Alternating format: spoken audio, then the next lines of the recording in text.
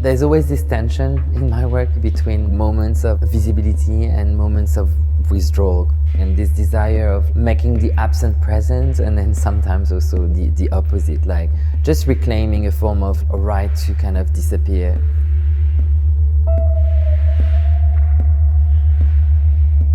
In Spite of My Own Desire to See You Disappear is a sound installation presented at Mercer Union. It's a newly commissioned work, and it encompasses wall paintings, sound, and also some architectural elements. As you are entering the space, you are first met with a long corridor, and the sound work is kind of peering through the walls. And this sound work has been composed by a collaborator of mine, Dobo Emma, who's a musician and singer, composer, who I invited to reinterpret sonically and lyrically a journal that I wrote between 2020 and 2021. Page 23, January 17th, 2021. This journal is tapping into very various questions, but mostly questions of resilience and vulnerability in relationship to a situation of abuse that I've kind of like uncovered during lockdown in a past relationship. And I was interested in closing this chapter by literally handing over this storytelling to someone else for them to kind of appropriate this material and produce something new from it. J'ai dit au revoir à certains des fantômes venus me hanter ces soirs derniers. It kind of coincided as well with the pandemic, and so when our social interactions were potentially the site of death.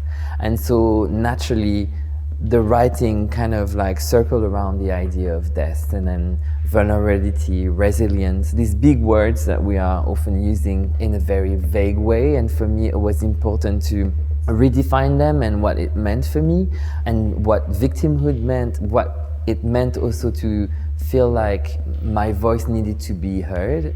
What to do with the feeling of being left alone. For the project here, I wanted to bring this idea of a certain choreography without necessarily having to either represent a body or be physically present. And I think this is kind of the main interest that I have at the moment, is playing with this tension between visibility and invisibility, and sound that are heard but also sound that is maybe felt. So that's why we created this kind of corridor where the sound is experienced in a more bodily way, and not necessarily just through hearing.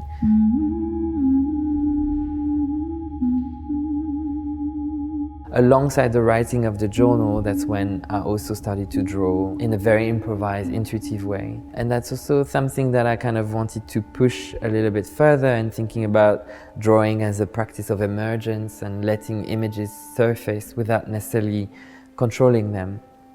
Almost like a form of automatic writing. And so the drawings that I've selected here in the show are part of this moment, of this journal, but they are not necessarily an illustration of that. They belong to their own kind of realm. There's different strategies that I've used, which are kind of always acknowledging, in a way, the distinction between what's left outside, what's invited in. And these borders are often very porous. And so, for example, in the show here, there are moments of transparency, translucencies, but also opacity. This is a finished architecture, but it does have an openness to it. It's not, we don't know if it's finished or not. Like, there's breathing in between, almost like a ruin of some sort, or something being built, I don't know. This state of in-betweenness was very interesting. I often use materials or forms that are referring to a certain domestic environment, and domesticity is interesting for me because those objects are inherently designed and purposed for a body. So the relationship that you have with the space is already kind of unintimidating, almost. Even though my work can seem on the surface very soft and tender, there's also an underlying of violence that is very present. For me, it's very important to think about this space, the space of art, or if we can call it like that, as not outside of the world. It's not outside of the bubble. It's it's part of it, it's made of it. And so I was also interested in thinking of the space as a space that other people could use, other practitioners could use, as a way to expand on, the idea of like a solo show by a solo artist, and acknowledging the fact that this is a network and there is an interconnectedness. And it's very important for my shows to always be somehow connected to where they exist.